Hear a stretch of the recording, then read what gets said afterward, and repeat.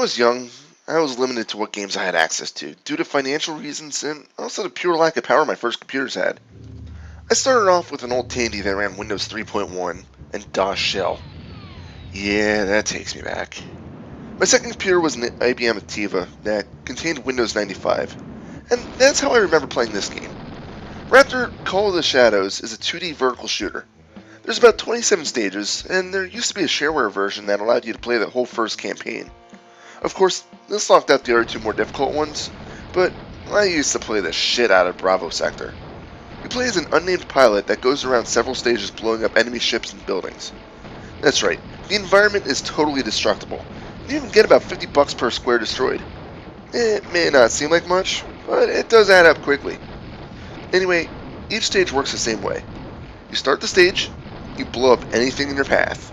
If you're flying in waves 5 through 9 in a sector, you'll also see more powerful mini-bosses in the middle of the stage. Usually, these mini-bosses take on the forms of the previous bosses from waves 1 through 4. At the end of each wave, you'll face a boss. Once that's destroyed, you'll fly back to your hangar, where you can choose to save or visit the shop. You just repeat that a few times.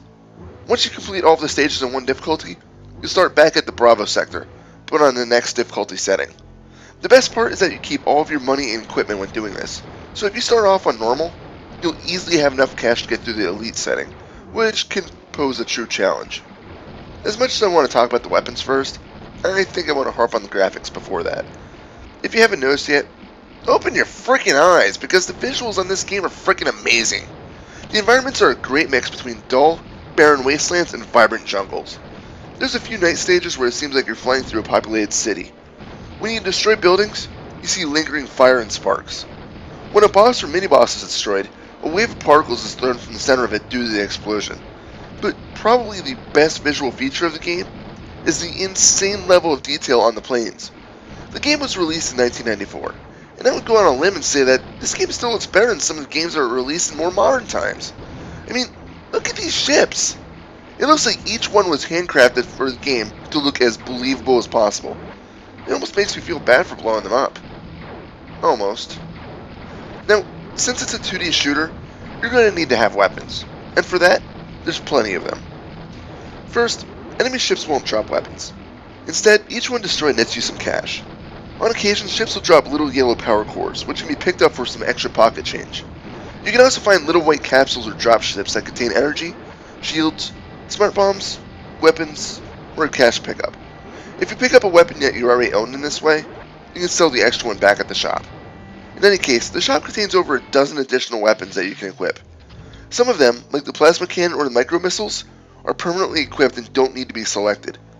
However, the majority of them need to be selected, as they can only be equipped one at a time.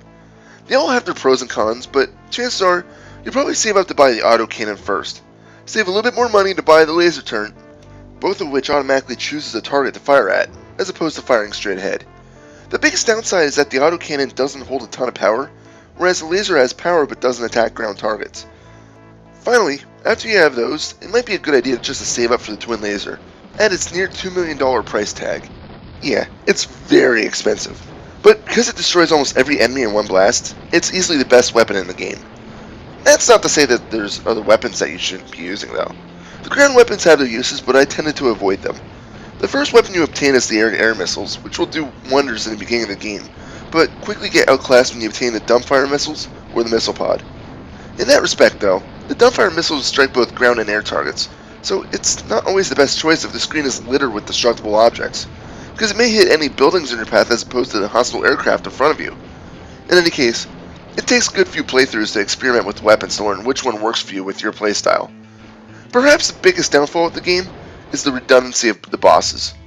Once you've figured out one of them, you pretty much know how to kill the rest of them. There are exceptions to this, which are primarily the ground unit bosses. The easiest way to take them out is to get the autocannon or homing laser, focus on avoiding the projectiles it shoots at you, and just let the auto weapon do the work. It's slow, but it's safe, and prevents you from having to restart a wave just because you got bum rushed by a boss. It would have been nice to see some more patterns or designs for the bosses though. Raptor Call of the Shadows is still a game I play to this day. It's just enjoyable to destroy enemies and watch entire cities get blown up. Best of all, it's not hard to find the game. It's available on GOG.com, which is how I came back into it.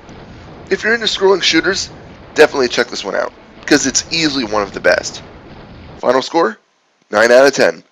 This is Reaper. Happy fragging.